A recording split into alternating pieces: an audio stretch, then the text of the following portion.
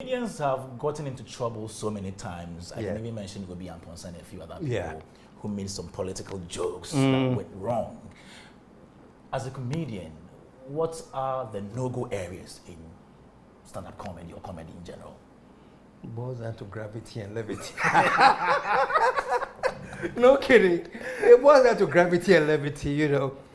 And as a stand-up person, you know, that you can't say, I have a no-go area as a medium. Yes, stand up now. I'll never talk about this, you know. You can talk about everything. It has a lot to do with timing. And a lot to do with how you present it, you know. Quick example, so long time ago when there was that fire at Shell, when people were burnt. Was it 2016? Yeah, okay. People were burnt. It was a very, very, very, very tragic event. And I had one stand-up person doing a joke on that.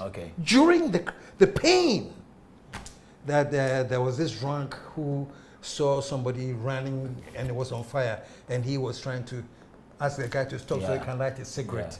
And he got a big laugh. And I said, that's very insensitive, you know.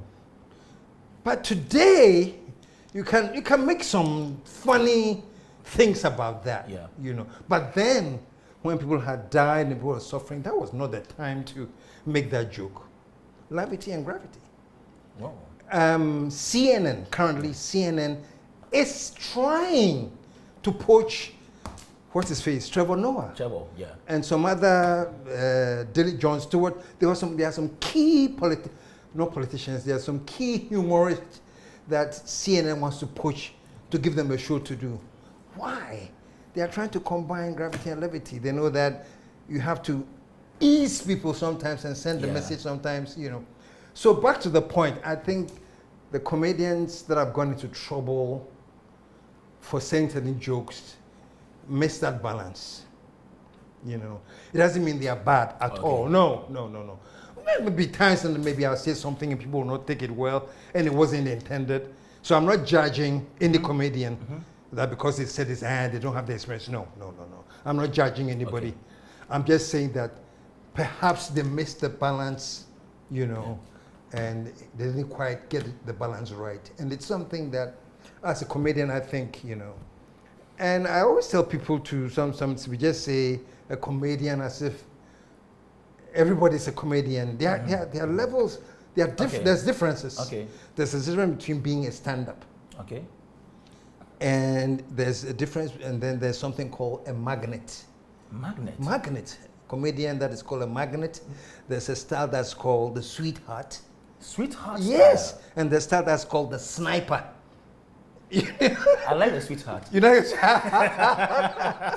you know. So if you are aware of all of these things, then you know how you do your presentation. Okay, so this, I think I'll be a sweetheart on this line. So which one is the sweetheart? I mean, briefly. The sweetheart, normally the sweetheart comedians, they try not to offend anybody.